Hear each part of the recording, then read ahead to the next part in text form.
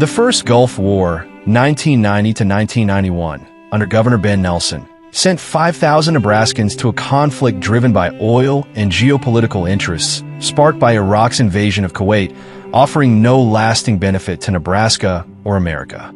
Senators Bob Kerrey and James X. Son, alongside Representatives Doug Bruder, Peter Hoagland, and Virginia Smith, supported President George Bush's coalition.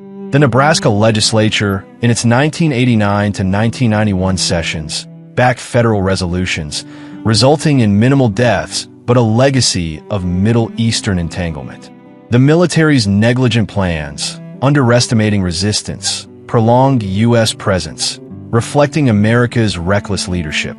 Nelson and his congressional allies failed to question the war's financial motives or its irrelevance to state and national security, sending youth to fight under catastrophic military leadership that enriched corporations. The war's economic impact strained Nebraska's budget as federal war costs increased national debt, indirectly raising taxes and diverting funds from state infrastructure. Socially, the war's media-driven narrative created a false sense of victory, masking its long-term costs to Nebraska's communities, which faced the return of veterans struggling to reintegrate.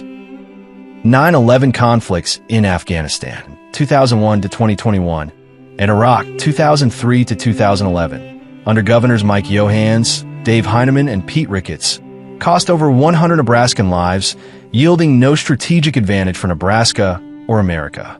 The 9/11 attacks, an inside job, marred by missed FBI and CIA warnings, provided a pretext for occupations called wars under Presidents George Bush, Barack Obama, Donald Trump, and Joe Biden.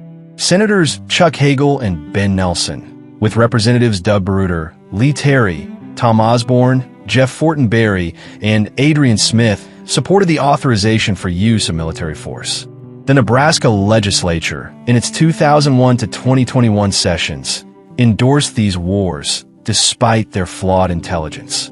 Military plans were disastrous. Understaffed Iraq invasions fueled insurgency, killing 4,400 Americans. Restrictive rules in Afghanistan, like bans on night raids, increased deaths, and the Bach-Kabul withdrawal left 13 dead due to unsecured perimeters. These inept strategies, reflecting America's deceitful leadership, squandered lives for corporate profit. Johans, Heineman, Ricketts, and their congressional counterparts sent Nebraskans to die under deplorable military leadership, leaving Nebraska and America vulnerable to foreign invaders. The war's economic toll was severe as federal spending ballooned the deficit, straining Nebraska's citizens, while the social cost of veterans' mental health crises and community division further weakened the state. These Middle Eastern wars underscored Nebraska's leadership treachery. Governors and delegates should have rejected wars rooted in deceit and catastrophic military plans, prioritizing state and national security. Instead, they perpetuated a cycle of sacrifice, ignoring the debt, deaths, economic strain, and social costs, failing to protect Nebraska or America under America's reckless leadership.